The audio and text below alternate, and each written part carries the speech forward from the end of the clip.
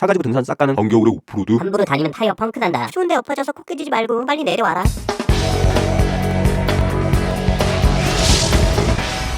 안녕하세요, 동캐플렉스의 동캐십니다. 본격적인 겨울이 지나가고 있는데요, 오늘은 강원도로 1타3피 여행을 떠나볼게요. 엄청난 가성비 호텔, 한국의 대표적인 스키장 두고 거기다 알프스 이상의 엄청난 설산을 볼 수 있는 장소까지. 그게 어딘데? 바로 평창에 있는 대관령이에요. 먼저 1타3피의 첫 번째 장소, 제가 예전에 스키장 한창 다닐 때는 없었던 호텔, 바로 라마다 호텔앤스위트 평창으로 갔습니다. 이 호텔이 바로 1타3피의 첫 번째 장소이자 베이스 캠프예요. 얼핏 보면 아주 애매한 장소에 있는 것 같은데 오늘 여행을 살펴보면 아시겠지만 위치가 엄청나게 좋은 편이에요. 호텔은 커다란 본관 건물 그리고 분리된 빌라동으로 구성되어 있는데 저는 본관에 스탠다드 더블 객실에 조식이인 거기다 친구까지 한 채 추가한 패키지 상품을 99,000원에 예약했습니다. 어떻게 그렇게 저렴하게 예약을 했어요? 전에도 말씀드렸지만 저렴한 호텔 딜과 관련한 정보는 타이밍 맞춰서 인스타그램에 공유하고 있으니까 참고해주시고, 먼저 여기 라마다 평창의 방부터 한번 살펴보면 들어오자마자 있는 옷장에 금고가 있고 그 옆을 열어보면 이게 뭐야? 싱크대. 와, 여기서 라면 끓여 먹으면 딱이겠다. 안됩니다. 이건 관상용 조리대. 물론 간단한 조리를 할 수 있는 전자레인지는 구비되어 있지만 취사는 불가능해요. 옷장엔 샤워 가운 3개, 구두 주걱, 슈미트, 다회용 슬리퍼가 있고 욕실 세면대엔 비누랑 컵 2개, 드라이기만 놓여 있습니다. 칫솔 치약 없으니까 무조건 챙겨 오셔야 돼요. 비데가 딸린 변기 하나, 그리고 샤워실 안쪽엔 브랜드를 알 수 없는 다회용 어메니티가 놓여 있습니다. 냉장고 안엔 물 3병, 업무를 볼 수 있는 책상 위엔 간단한 미니바가 보이는데 커피포트랑 커피잔, 글라스잔, 녹차, 믹스커피가 있죠. 침실을 보면 TV가 있고 건너편엔 더블 침대가 있어요. 샤워 가운도 3개고 물도 3병 있던데 3인 기준 객실 아니었어? 더블 침대에서 어떻게 3명이자? 객실 층고를 보면 답이 나와요. 맞습니다. 라마다 호텔앤스위트 평창의 객실들은 복층으로 구성돼 있어요. 계단 위로 올라가면 아까 말씀드린 패키지에 포함되어 있던 추가 층고 하나가 깔려 있습니다. 예전 할아버지 집에 있던 조그만 다락방 느낌. 어렸을 땐 이런 장소 꽤나 좋아했는데 그때는 키가 작았으니까 지금처럼 천장에 머리 박을 일 없었겠죠. 굉장히 불편하긴 했지만 그래도 방바닥은 따뜻했고요. 마지막으로 객실의 뷰를 보면 꽤나 멋진 마운틴 뷰, 거기다 무려 테라스에 테이블까지 있기 때문에 여기서 편안하게 멋진 풍경을 구경할 수 있습니다. 앉아서 봐도 좋고 서서 봐도 좋고 겨울산의 풍경이 아주 근사해서 여기서만 계속 있어도 좋을 것 같지만 1타3피 여행의 두 번째 장소로 가봐야겠죠. 바로 겨울 눈놀이의 핵심 스키장으로 출발했습니다. 차로 10분 내의 거리에 스키장이 있는데 무려 국내 대표 스키장이 2군데나 있습니다. 하나는 알펜시아 스키장, 그리고 또 다른 하나는 모나 용평 스키장으로 이름을 바꾼 부용평 스키장. 그럼 스키장 2군데 중에 어디로 가야 돼? 간단하게 정리해서 말씀드리면, 만약 여러분께서 스키 초보거나 스키를 한번 경험 삼아 타보실 분들이면 알펜시아 스키장이 더 적합해요. 알파 브라보 찰리 델타 에코 폭스트롯 딱 6개의 슬로프로 구성된 이곳, 무엇보다 초보자 코스가 꽤나 넓게 마련되어 있습니다. 리프트권도 저렴하고 리조트 단지도 예쁘고 부대 시설도 다양하니까 초보자분들 아니면 가족이나 연인끼리 와서 간단하게 스키를 찍먹하실 분들에게 괜찮겠죠. 용평 스키장은? 여긴 중급자 이상 분들에겐 천국과 같은 곳. 슬로프 개수만 무려 28개, 옐로우, 핑크, 블루, 골드, 실버, 그린, 메가 그린, 레드, 뉴레드, 일일이 다 얘기할 수도 없을 만큼 다양한 난이도의 코스가 바랑산 위에 넓게 펼쳐져 있는데 스키를 즐길 수 있는 루트가 다양하고 풍광도 아름답습니다. 제가 예전에 시즌권 끊어서 겨울 내내 여기 용평 스키장에서 스키를 탔었는데요, 진짜 하루하루가 새로운 느낌. 매번 다른 루트를 탐험하듯 찾아다니면서 재밌게 스키를 즐겼습니다. 그중에 제가 가장 좋아하는 코스는 바로 레인보우 파라다이스. 슬로프 길이만 무려 5,600m, 경사도 심하지 않고 긴 거리를 재밌게 즐기면서 내려오기에 아주 좋습니다. 스키장에서 한번 내려오고 또 리프트 타고 다시 내려온 다음에 또 리프트 타고, 전 이런 시간이 좀 지루하고 아깝다는 생각을 하는데 여기 레인보우 파라다이스는 내려오는데 무려 20분에서 30분 정도 걸리니까 자연을 만끽하면서 설원을 즐기기에 완벽해요. 물론 슬로프의 폭이 전반적으로 좁고 초보자 슬로프가 넓은 편이 아니니까 아무래도 중급자 이상 분들에게 좀 더 적합한데, 오랜만에 용평에 오니까 예전에 함께 스키를 즐기던 친구들 생각이 나네. 나 용평이다. 이번 겨울에 스키 한 판 콜? 요즘 자연설이 적어서 퀄리티가 안 좋은데. 난 디스크 때문에 이제 보도 안 타. 스키장 가려면 와이프한테 허락부터 받아야 돼. 분명 예전이랑 많은 게 변했죠. 눈부신 햇살에 내 모든 것을 맡기고